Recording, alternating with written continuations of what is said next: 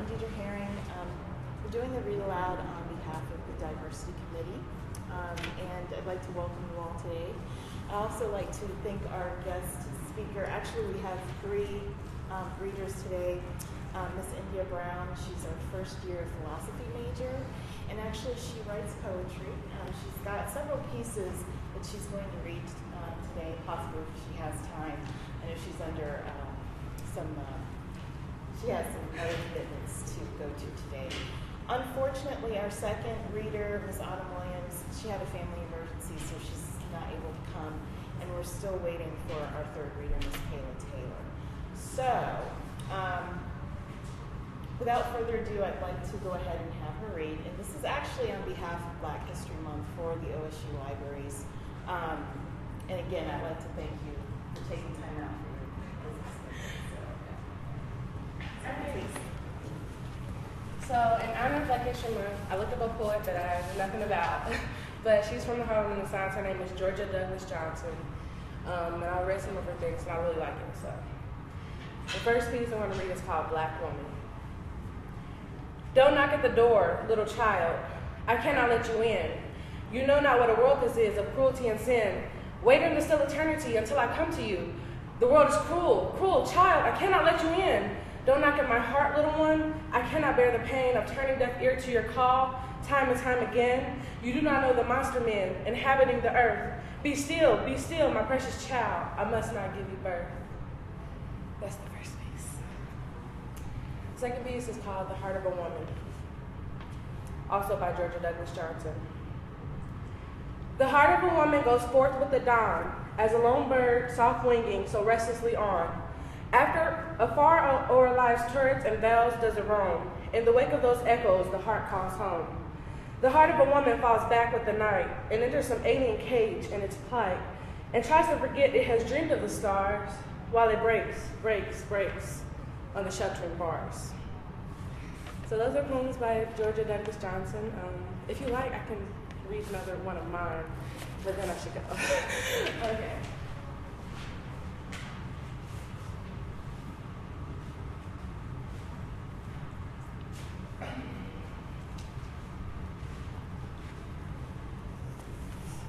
This is a title piece that I wrote myself. The only thing I know of beauty is pain. My mother taught me from a young age, it hurts to be beautiful. Ain't that insane? I don't know beauty, but I do know pain. Maybe they're one and the same. Drew Hill saying beauty is her name, but I wish she would explain because all I know of beauty is pain. Beauty is standards to which I cannot attain. Beauty is a heading that comes under fame. Beauty is something that is sought. Beauty is something that I'm not. Pain is something I'd like to stop, but it hurts to be beautiful. My constant refrain propels me on this cycle of pain. I have to keep it together. I have to maintain. I have to look right. I have to be perfect without blemish or stain. I have to be beautiful. So all I know is pain. That's it. Thank you. Thank you. You're welcome. I'd like to introduce one of our diversity members of the committee, Jerry Greenberg, who will now read a piece. Okay, this is Langston Hughes, Let America Be America Again. Let America be America again. Let it be the dream it used to be. Let it be the pioneer on the plains, seeking a home where he himself is free. America never was America to me. Let America be the dream the dreamers dreamed. Let it be that great strong land of love where never kings connive nor tyrants scheme, that any man may be crushed by one above. It never was America to me. Oh, let my land be a land where liberty is crowned with no false patriotic wreath, but opportunity is real and life is free. Equality is in the air we breathe. There's never been equality for me, nor freedom in this homeland of the free. The free? Who said the free? Not me. Surely not me. The millions on relief today, the millions shot down when we strike, the millions who have nothing for our pay, for all the dreams we've dreamed, and all the songs we've sung, and all the hopes we've held, and all the flags we've hung, the millions who have nothing for our pay except the dream that's almost dead today. Oh, let America be America again. the land that never has been yet, and yet must be, the land where every man is free, the land that's mine, the poor man's, Indians, Negroes, me, who made America, whose sweat and blood, whose faith and pain, whose hand at the foundry, whose plow in the rain, must bring back our mighty dream again. Oh yes, I say it plain, America never was America to me, and yet I swear this oath, America will be.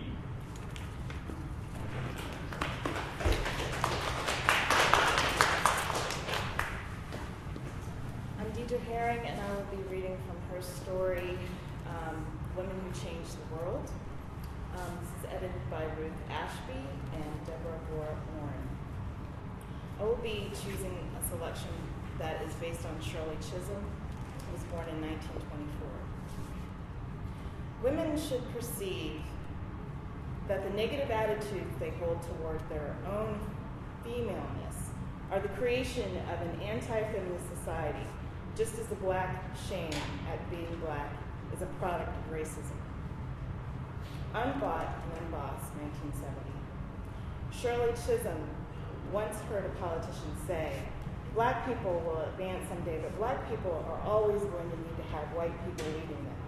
Determined to prove the politician wrong, Chisholm became the first African-American woman elected to Congress, where she devoted her life to promoting equal rights for women and people of color. Shirley Anita St. Hill was born on November 30th, 1924 in Brooklyn, New York. During the Depression, she and her 3 younger sisters went to live with her grandmother on a farm in Barbados so their parents could save money for their education. Shirley loved living on a farm that had chickens, ducks, goats, lambs, and a big garden. She also loved her grandmother, who was warm, loving to the quiet Shirley, and who taught her pride, courage, and faith. Shirley returned to the United States when she was 11 years old, and after graduating from Girls High School in Brooklyn, she received her degree in sociology from Brooklyn College. Throughout her academic career, Shirley was known to be shy and studious. She discovered she was not shy, however, when it came to school politics, and she learned a lot working on the campaigns of other female students who ran for office as well. After earning a master's degree in education from Columbia University, Shirley taught school, worked in the daycare system in New York City, and during this time she became increasingly angered with the inequalities that African Americans, women, and children faced. She wanted to give a voice to groups who were not represented by elected officials, and Chisholm decided to make changes within the system, and in 1964 she entered politics. Her husband, Conrad, whom she had married in 1949, was one of her staunchest supporters. Chisholm's first bid for office was successful, and she became the second African-American woman to serve in the New York State Assembly.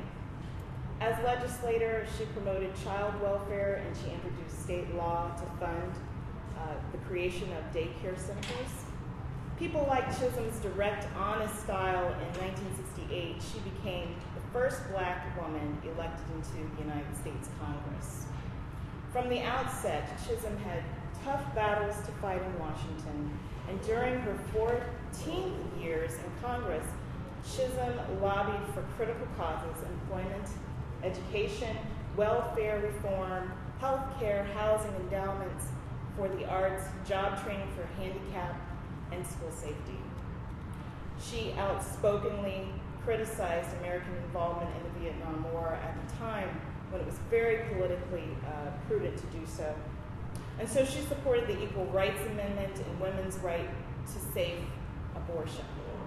Chisholm made many speeches to her constituents, and she especially loved speaking to college students. So, claiming that they kept my hope alive, like many of us do, we choose our area of education to support our students.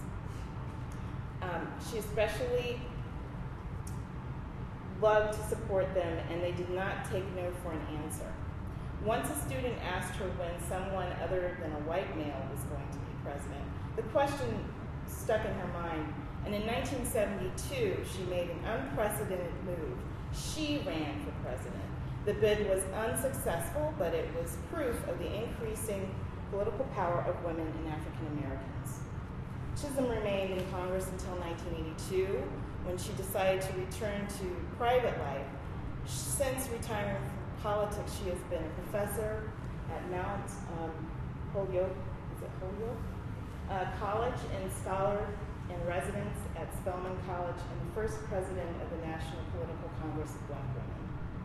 Shirley Chisholm continues to teach, lecture, and promote causes in which she believes, and her advice is simple and direct. What we need is more women in politics because we have a very special contribution to make. I hope that the example of my success will convince other women to go into politics and not just to stuff envelopes, but to run for office.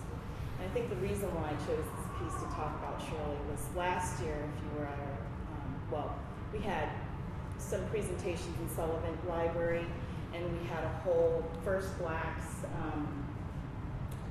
a whole room set up of the First Blacks in government. So I thought this would be appropriate to kind of follow up with that.